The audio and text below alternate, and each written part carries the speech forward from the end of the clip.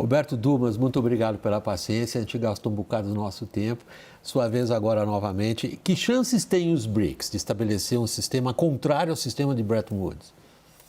Veja, William, eu acho uma coisa muito difícil. A Thaís colocou uma coisa absolutamente crucial aqui. Primeiro, para eu aceitar uma moeda, ela precisa ser conversível. Então vamos lá. Se eu por acaso puder pagar minhas importações em reais, eu adoraria. Só que não vamos esquecer que, eventualmente, as minhas exportações, se a gente não estiver falando de uma moeda única, por exemplo, do yuan chinês, quer dizer, então, que se eu vender carne para o Egito, eu vou ser remunerado, eu vou ganhar libra egípcia, o que eu vou fazer com essa moeda? Eu vou investir na Bolsa do Egito? Ora, não é uma moeda livremente conversível. Ou vou aceitar a moeda do Irã, quando eu vendo provavelmente proteína animal. O que eu vou fazer com essa moeda? Eu vou converter para dólar. Ora, então, no final das contas, acaba ficando em dólar.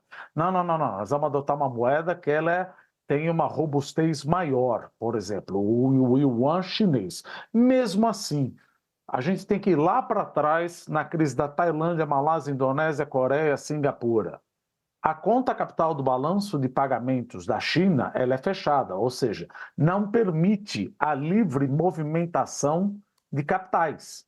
Então, se eu vendo para a China e fico com 100 milhões de renminbis ou de yuan chineses, fica a pergunta, essa moeda é conversível? Eu posso investir livremente na bolsa de Xangai, Shenzhen? Não, eu preciso entrar com uma autorização do Banco Central Chinês, depois eu preciso pedir uma autorização da CVM chinesa para entrar num banco que vai entrar num esquema. Puxa vida, então a conta capital é fechada, não tem essa livre mobilidade.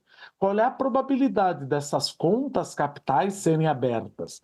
Muito difícil, porque aí você estaria sujeito ao que a gente chama uma fuga de capitais. Por exemplo, se os Estados Unidos sobe juros, e eu tenho uma crise, como nós estamos tendo agora, uma crise imobiliária na China e uma taxa de juros muito baixa, esse dinheiro poderia sair e aproveitar, como a gente fala, um economês, um carry trade, botando dinheiro nos Estados Unidos. Puxa, mas isso geraria eventualmente uma maxi depreciação cambial do yuan, uma crise cambial e eventualmente uma crise corporativa. Tem problema? Não tem problema.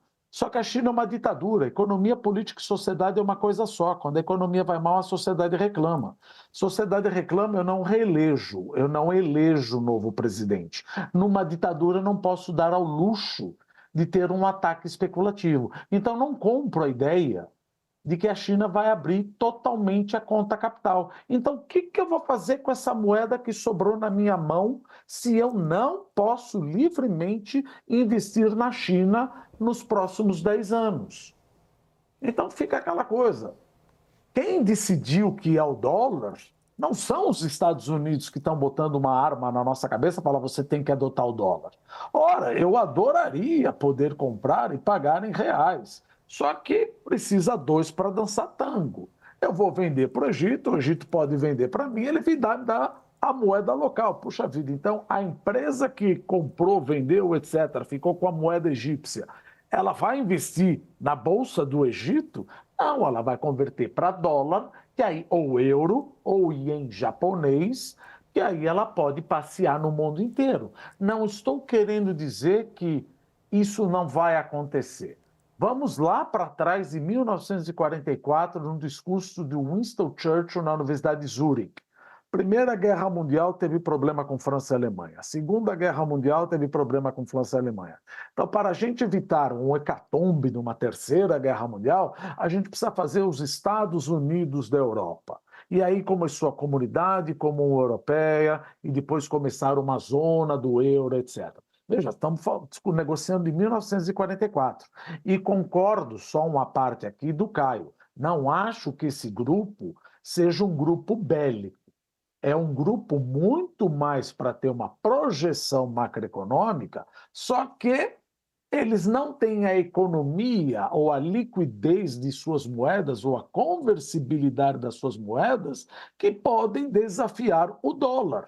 Não é questão de o país querer, é questão de o setor privado não aceitar essas moedas desses países que fazem agora parte, não estou nem falando dos BRICS, estou falando dos novos entrantes.